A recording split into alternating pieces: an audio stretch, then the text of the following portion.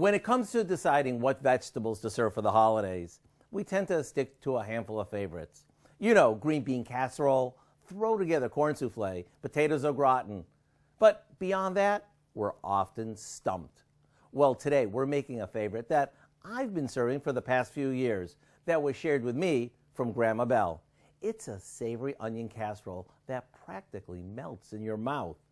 The first thing we do after fluting and baking a pie crust is to saute some thinly sliced sweet onions in melted butter, just until they're tender.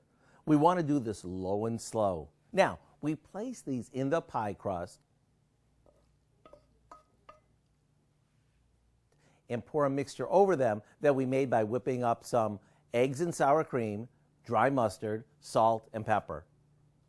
A little paprika goes on top, and into the oven it goes until the custardy center sets up. After letting it cool for a couple of minutes, so it's easier to cut, it's time to pass your savory pie around the table. All I can say is, every time I've served it, the reaction is always the same. There's lots of yums, followed by them asking for the recipe. To get our step-by-step recipe for Grandma Belle's onion tart, all you have to do is visit our website.